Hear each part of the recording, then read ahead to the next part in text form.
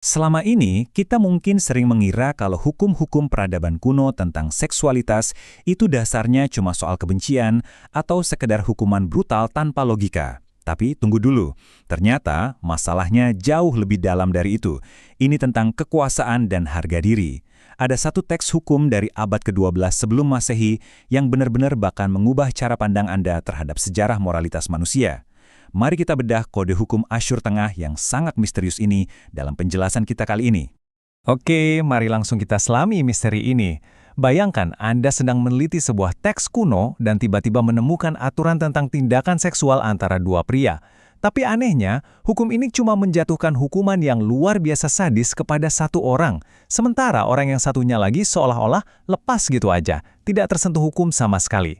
Mengapa sebuah hukum di peradaban yang terkenal tegas malah repot-repot membedakan siapa yang melakukan apa dalam situasi seperti ini? Untuk menjawabnya, kita harus kenalan dulu dengan siapa yang membuat hukum ini. Coba bayangkan sebuah kekaisaran yang dikenal sebagai, ibaratnya nih, si perundung atau preman sekolah di timur dekat kuno. Ya, itulah kekaisaran Asyur. Mereka ini punya budaya yang hipermaskulin, di mana kekuatan militer, dominasi, dan aturan yang keras itu adalah segalanya.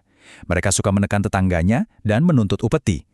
Nah, dalam masyarakat yang sangat terobsesi dengan dominasi seperti ini, sistem hukum mereka pada dasarnya murni mencerminkan apa yang paling mereka hargai dan apa yang paling mereka takuti.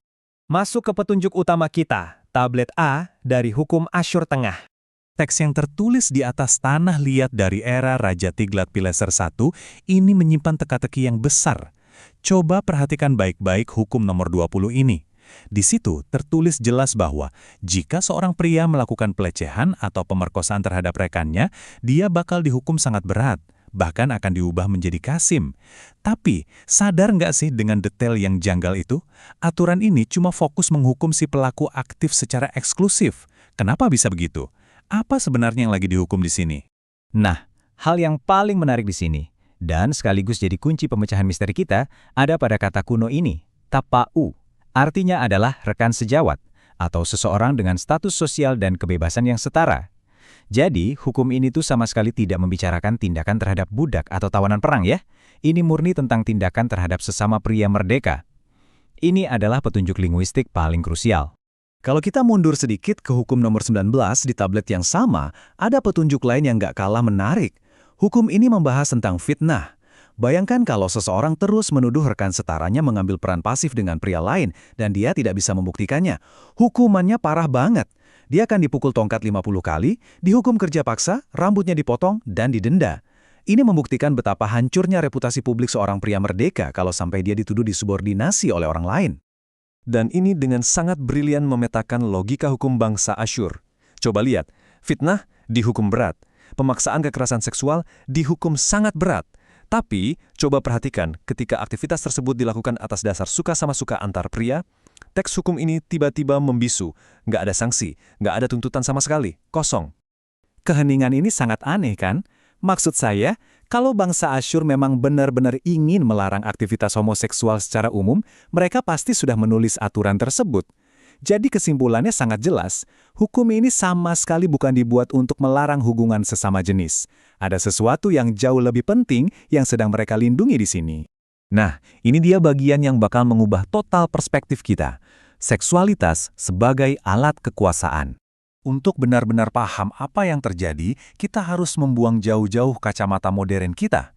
Di dunia sekarang, kita sering melihat seksualitas dari lensa identitas. Apakah seseorang itu gay atau straight?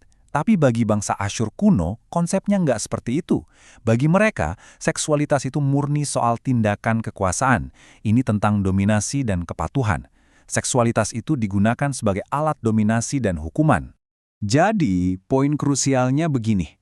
Menyerang pertahanan seorang pria merdeka lewat kekerasan seksual itu sama saja dengan mencoba menghancurkan status sosial orang tersebut. Itu dianggap sebagai kejahatan degradasi sosial.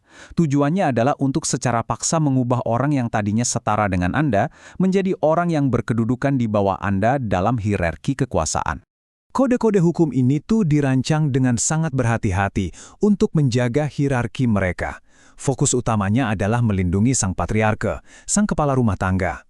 Fitnah bisa merusak posisi sosialnya. Kekerasan seksual merampas otonomi fisiknya secara paksa. Terus kenapa hubungan konsensual bebas hukuman? Sederhana saja. Karena selama hierarki dan martabat warga negara tidak diganggu melalui paksaan, itu bukanlah urusan hukum kriminal negara. Inti dari semua ini adalah mengeksploitasi sesama pria merdeka berarti mengacaukan tatanan sosial yang mereka jaga dengan darah. Menyerang rekan setara dianggap sebagai penghinaan fatal terhadap martabat seorang pria merdeka. Hukum ini murni menentang degradasi sosial. Mari kita bergerak ke bagian terakhir dan melihat bagaimana ini semua menata masa depan kita. Penemuan sejarah ini bikin kita sadar kalau ternyata sejarah itu jauh lebih kompleks daripada yang kita duga selama ini. Ketika kita bisa melepaskan bias modern kita jadi menyadari bahwa di balik hukuman bangsa Asyur yang brutal, ada sebuah sistem yang memang sengaja diciptakan untuk mencegah eksploitasi dan melindungi martabat warganya dari kehausan kekuasaan. Dan ini meninggalkan kita dengan sebuah pemikiran yang provokatif. Ternyata, ribuan tahun lalu, melalui cara mereka sendiri, manusia sudah memahami betapa pentingnya menghargai hak, otonomi fisik, dan kebebasan orang lain yang setara dengannya. Kalau peradaban kuno saja sebegitunya menjaga martabat kemanusiaan warganya agar tidak dilecehkan, bukankah kita di era modern ini seharusnya bisa melakukan hal yang jauh lebih baik untuk saling menghormati? Memahami masa lalu selalu membantu kita melihat bahwa martabat kemanusiaan akan selalu layak untuk dilindungi. Peduli sahabat, merangkul harapan, menata masa depan.